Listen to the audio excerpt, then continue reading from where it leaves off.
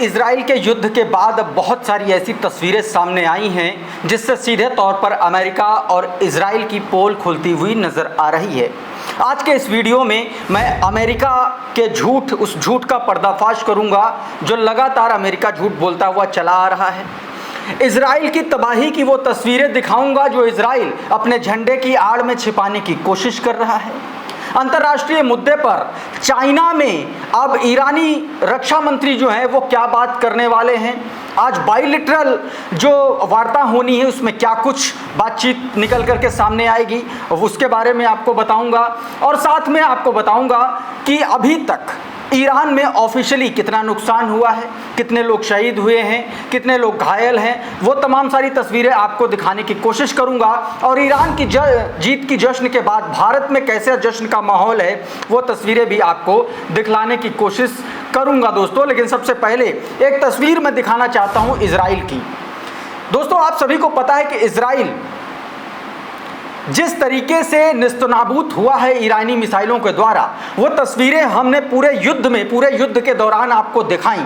कैसे तेल अवीव का हाइफा पोर्ट, माफ़ कीजिएगा, तेल अवीव में बर्बादी और फिर उसके बाद हाइफा पोर्ट पर किस तरीके से बर्बादी की गई, वो तस्वीरें आप सबने देखी हैं।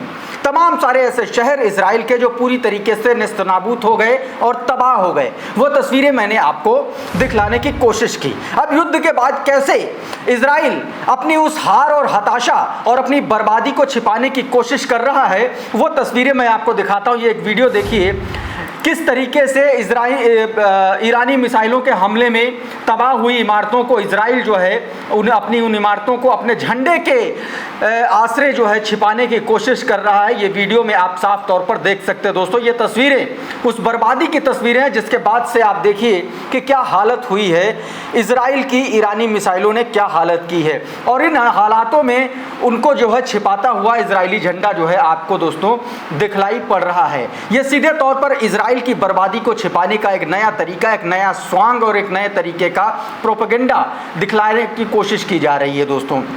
तो ये एक तस्वीर मैंने आपको दिखाई। अब मैं आपको एक और तस्वीर दिखाता हूं ईरान की। दोस्तों, जीत के बाद इजराइल और अमेरिका को धूल चटाने के बाद ईरानी स्टेट मीडिया ने बाकायदा एक वीडियो जारी किया जिसमें अयातुल्लाह अली खामनेई साहब का बयान बीच बीच में है, ईरान की मिसाइलों का शौर्य है और इजराइल की बर्बादी की तस्वीरें भी हैं। ये वीडियो आप देखिए, पहले आपकी स्क्रीन पर है दोस्तों। इस वीडियो में आप साफ तौर पर देख सकते हैं कि किस तरीके से ईरानी मिसाइलों ने इजराइल पर हमला किया।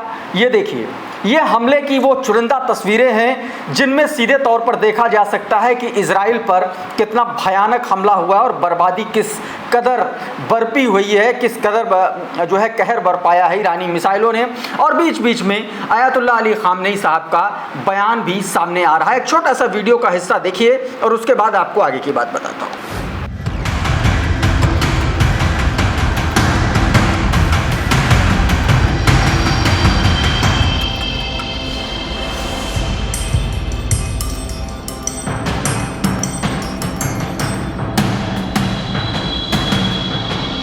مجازاتی که ملت ایران و نیروهای مسلح ما برای این دشمن خبیث انجام دادن و دارن انجام میدن و برای آینده برنامه دارن مجازات سختی است و او رو دچار ضعف کرده.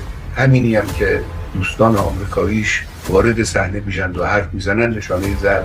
तो दोस्तों, ये था ईरानी स्टेट मीडिया के द्वारा सीधे तौर पर जारी किया गया ये वीडियो जिसमें 12-13 दिन जो युद्ध चला उसकी तमाम सारी ऐसी तस्वीरें जिसमें सीधे तौर पर इजराइल को ईरान ने जहां जहां बहुत तगड़ा नुकसान पहुंचाया वो चुनिंदा तस्वीरें मैंने आपको दिखाने की कोशिश की। दूसरी तरफ दोस्तों, अभी IAEA यानी कि इंटरनेशनल एटॉमिक एनर्जी एसोसिएशन का जो एक तरीके से उसके खिलाफ जो ईरानी संसद में बिल लाया गया, उसको लेकर के कुछ नए वीडियोस सामने आए हैं। ईरानी संसद का आप माहौल देखिए कि किस तरीके से अमेरिका, IAEA और यूरोपीय देशों के खिलाफ किस तरीके से गुस्सा है, ये दिखलाई पड़ा ईरान की संसद में। ये ईरान की संसद के भीतर का वीडियो है। इसमें दोस्तों सीधे तौर पर नारे लगाए गए, अमेरिका मुर्दाबाद, इजराइल मुर्दाबाद के नारे लगाए गए। इस संसद में तमाम सारे सांसदों ने खड़े होकर अमेरिका और इजराइल का बहुत तीखा प्रतिकार और तीखा विरोध करते हुए ये लोग नजर आ रहे हैं। पहले ये वीडियो देखिए।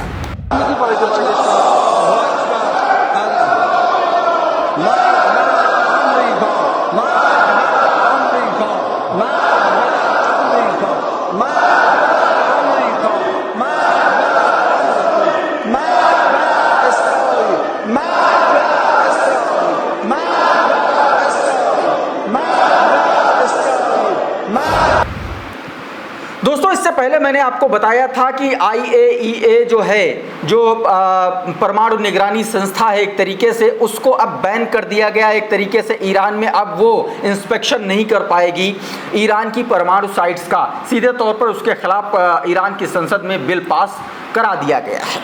और अब बात आपको बताता हूँ कि डोनाल्ड ट्रंप कैसे ही अपने देश में फंस गया है, कैसे वो खिसियानी बिल्ली की तरह खंबा नोच रहा है, पत्रकारों को कुत्ता तक कह दे रहा है, पत्रकारों की तुलना कुत्ते से कर दे रहा है। लेकिन ये भारत का मीडिया नहीं है, यह अमेरिका का मीडिया है जिसने राष्ट्रपति डोनाल्ड ट्रंप को ऐसा माकूल और मजबूत जवाब दिया है कि डोनाल्ड ट्रंप पूरे जीवन ताउम्र CNN के इस जवाब को भूल नहीं पाएंगे। डोनाल्ड ट्रंप ने क्या कहा था और इस पर CNN का क्या जवाब आया, वो सब मैं पूरी कहानी आपको बताता हूं। लेकिन सबसे पहले जरा ये प्रेस टीवी की हेडलाइन देखिए। इस हेडलाइन में दिया गया, Trump wants CNN reporter fired like a dog. कुत्ते की तरह उसको बाहर निकालने की चाहत है डोनाल्ड ट्रंप की। CNN के उस रिपोर्टर को निकालने की धमकी दे रहे हैं फॉर डीबंकिंग ईरान से स्ट्राइक क्लेम। ईरान के न्यूक्लियर साइट, चाहे वो इस्फहान हो, चाहे वो नतांज हो, चाहे वो फोर्डो हो, इन तीनों साइट पर अमेरिका ने अपने B-2 बॉम्बर, जो स्टेल्थ, जो उनके B-2 बॉम्बर्स थे जिनके ज़रिए वो बम गिराए गए थे, ख़ास तौर पर फोर्डो पर। और उसमें ये दावा किया था, डोनाल्ड ट्रंप ने झूठ बोला था कि उसने पूरी की पूरी तरीके से ईरान का न्यूक्लियर प्रोग्राम, न्यूक्लियर साइट्स को तबाह कर दिया है। लेकिन CNN ने एक रिपोर्ट जारी की। उस रिपोर्ट में सीधे तौर पर यह बताया कि कैसे डोनाल्ड ट्रंप झूठ बोल रहे हैं और वहां पर कोई नुकसान नहीं हुआ है।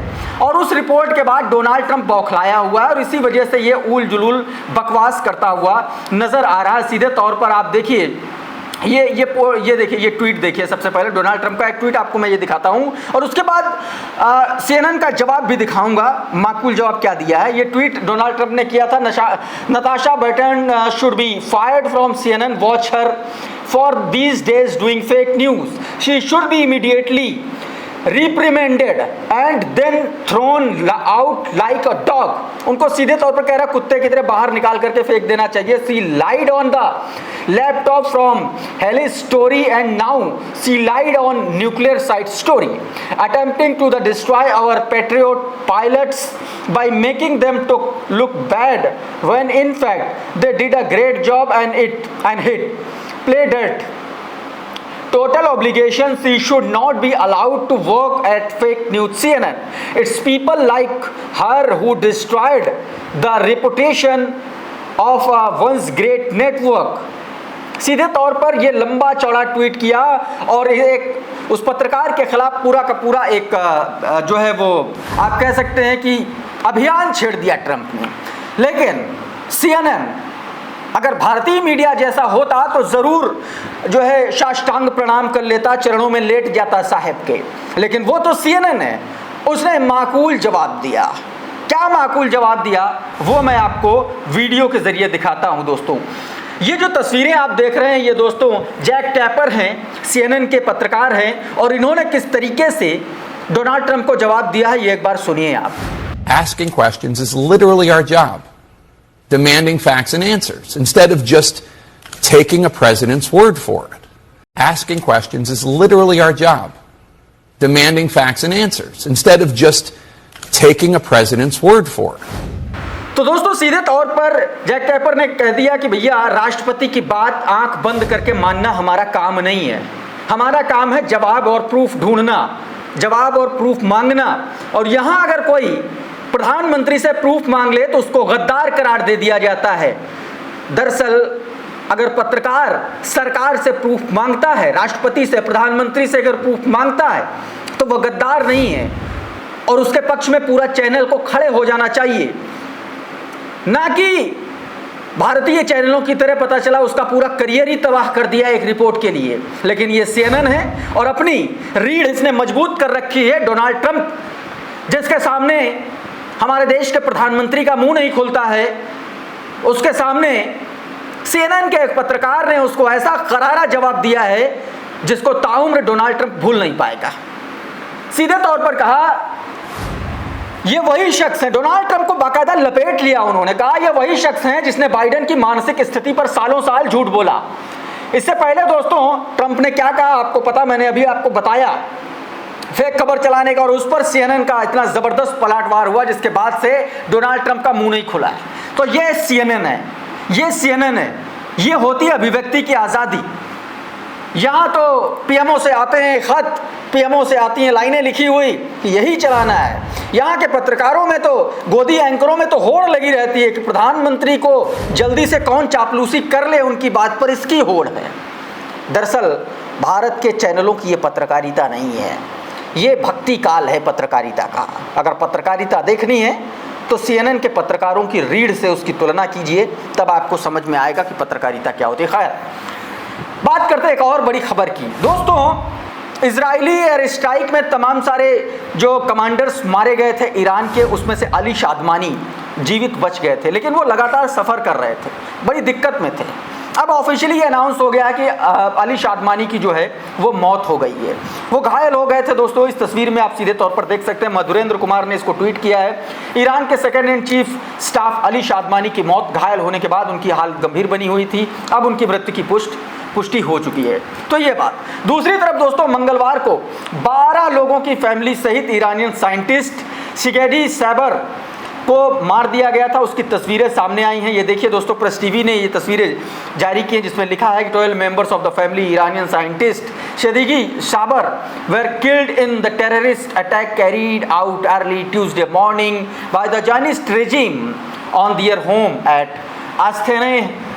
उनका जो घर था, उसकी जो लोकेशन की बात है उसका जिक्र हो रहा है। दूसरी तरफ दोस्तों, इतने बड़े नुकसान और इतनी सारी शहादतों के बीच में लगातार अभी भी ईरान का जो हौसले हैं वो बुलंद है दोस्तों। IRGC के चीफ जनरल मेजर पोकपोर ने सीधे तौर पर कहा कि if enemy mistake again then will respond forcefully just as it did over past 12 days। उन्होंने सीधे तौर पर कहा अगर फिर से कोई गलती हुई तो ईरान ने जैसा पिछले 12 दिनों में किया है उससे भी तगड़ा माकूल जवाब दिया जाएगा। इस बात को लेकर के इनका बयान सामने आया है। दूसरी तरफ दोस्तों, प्रेसिडेंट पजेक्शियन ने सीधे तौर पर कहा Iran is ready to cooperate to improve security condition and strengthen peace and stability in the region में पीस और स्टेबिलिटी को लेकर के ईरान पूरी तरीके से प्रतिबद्ध है। यानी कि ईरान अब अपनी डिफेंस को और ज़्यादा मजबूत करने जा रहा है, कम से कम राष्ट्रपति के बयान से तो ये लग रहा है।